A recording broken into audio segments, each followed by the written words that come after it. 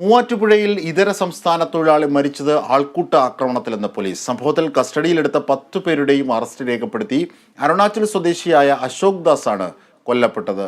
ഇതിൻ്റെയും വിവരങ്ങൾ AB Thomas ആണ് നൽകുന്നത്. എബി, എങ്ങനെയായിരുന്നു സംഭവം? ഇന്നലെ രാത്രിയിൽ ഈ അരുണാചൽ സ്വദേശിയായ ഈ അശോക് ദാസിനെ വളഞ്ഞിട്ട് ആക്രമിക്കുകയായിരുന്നു.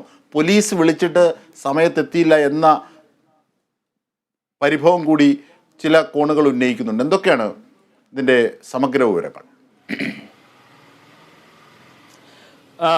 അത് ഇന്നലത്തെ സംഭവം അതൊരു ആൾക്കൂട്ട മർദ്ദനത്തെ തുടർന്നുണ്ടായിട്ടുള്ള മരണം കൊലപാതകം തന്നെയാണെന്നുള്ളൊരു സ്ഥിരീകരണമാണ് പോലീസിന്റെ ഭാഗത്തു നിന്നുണ്ടായിരിക്കുന്നത്.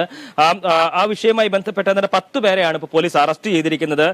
അവരുടെ അറസ്റ്റ് രേഖപ്പെടുത്തിയിരിക്കുന്നു. വിജീഷ്, അനീഷ്, സത്യൻ, സൂരജ്, കേശവ, ഏലിയാസ് കെ പോൾ, അമൽ, അതുൽ കൃഷ്ണ, എമിൽ, സനൽ എന്നിവരാണ് അറസ്റ്റിലായിരിക്കുന്നത്. ഈ കേസുമായി ബന്ധപ്പെട്ട് അത് തലയ്ക്കും നെഞ്ചിനുമേറ്റിട്ടുള്ള മർദ്ദനമാണ് മരണകാരണം എന്നുള്ളതാണ് പോസ്റ്റ്മോർട്ടം റിപ്പോർട്ടിലുള്ളത്.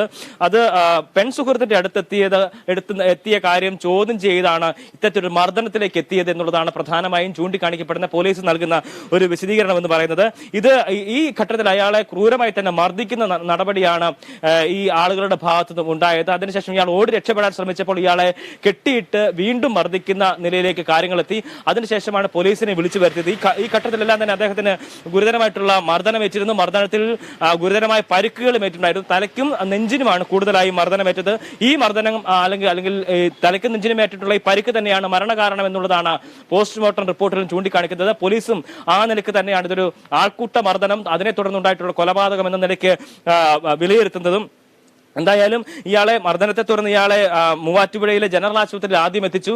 അതിനുശേഷം വളരെ നേരത്തെ ചികിത്സയ്ക്ക് ശേഷം വീണ്ടും വിദഗ്ധ ചികിത്സ നൽകുന്നതിനായി കോലഞ്ചേരി മെഡിക്കൽ കോളേജിലേക്ക് റെഫർ ചെയ്യുന്ന സാഹചര്യം ഉണ്ടായിരുന്നു. എന്നാൽ അവിടേക്ക് മാറ്റുന്നതിനുള്ള നടപടിക്രമങ്ങൾ പുരോഗമിക്കുന്നതിനിടെയാണ് ഇദ്ദേഹത്തിന്റെ മരണം സംഭവിക്കുന്നത്. എന്തായാലും പോസ്റ്റ്മോർട്ടത്തിന് ശേഷം ഇപ്പോൾ മൃതദേഹം മോർച്ചറിയിൽ സൂക്ഷിച്ചിരിക്കുകയാണ്. അദ്ദേഹത്തിന്റെ ബന്ധുക്കൾക്ക് ഇന്ന് മൃതദേഹം വിട്ടു നൽകും. എന്തായാലും ഈ അറസ്റ്റിലായിട്ടുള്ള 10 പേരെ കോടതിയിൽ ഇന്ന് ഹാജരാക്കും.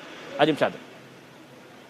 ശരി, എബി തോമസ് ആണ് വിവരങ്ങൾ വിശദാംശങ്ങൾ നൽകിയത്.